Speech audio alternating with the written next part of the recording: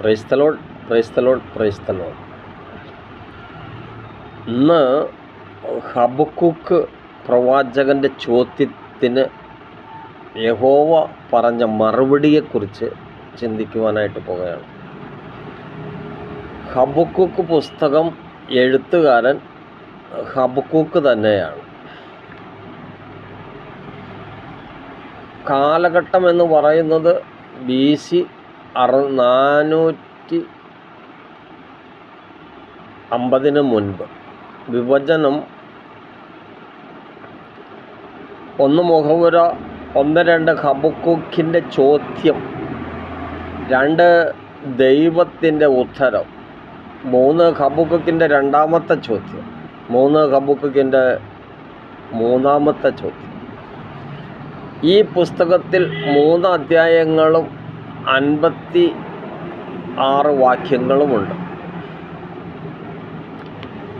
ചെറിയ പ്രവാചകനായ പ്രവാചകൻ ദൈവത്തോട് ചോദിക്കുന്ന ചോദ്യം എന്തെന്നാൽ, ഹബക്കൂക്ക് 1-ാം അധ്യായം അതിൻ്റെ 12 മുതൽ 17 വരെയുള്ള വചനത്തിൽ ഹബക്കൂക്കിൻ്റെ ചോദ്യങ്ങളാണ്. എൻ്റെ ദൈവമായ യഹോവേ, നീ പുരാതനമോ എൻ്റെ പരിശുദ്ധനല്ലയോ? ഞങ്ങൾ മരിക്കുകയില്ല. യഹോവേ, നീ അവനെ ന്യായവിധിക്കായി നിയമിച്ചിരിക്കുന്നു.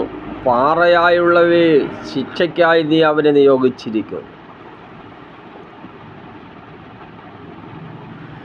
ദോഷം കാണാത്തവണ്ണം നിർമ്മല ദൃഷ്ടിയുള്ളവനും പീഡനം കാണുവാൻ കഴിയാത്തവനുമായുള്ളവയെ ദ്രോഹം പ്രവർത്തിക്കുന്നവരെ നീ വെറുതെ നോക്കുന്നതും, ദുഷ്ടൻ തന്നിലും നീതിമാനായവനെ വിഴുങ്ങുവാൻ നീ മിണ്ടാതിരിക്കുന്നതും, മനുഷ്യ സമുദ്രത്തിലെ മത്സ്യങ്ങളെപ്പോലെയും അധിപതിയില്ലാത്ത ഇഴജാതികളെപ്പോലെയും ആക്കുന്നതും എന്ത്? ചോദ്യമാണ്. അവൻ അവയൊക്കെയും ചൂണ്ടൽ കൊണ്ട് പിടിച്ചെടുക്കുന്നു. അവൻ വല കൊണ്ട് അവയെ വലിച്ചെടുക്കുന്നു. കോരുവലയിൽ ചേർത്ത് കൊള്ളുന്നു. അതുകൊണ്ട് അവൻ സന്തോഷിച്ച് ആനന്ദിക്കും. അത് ഹേതുവായി അവൻ തൻ്റെ വലയ്ക്ക് ബലി കഴിക്കുന്നു, കോരുവലയ്ക്ക് ധൂപം കാട്ടുന്നു.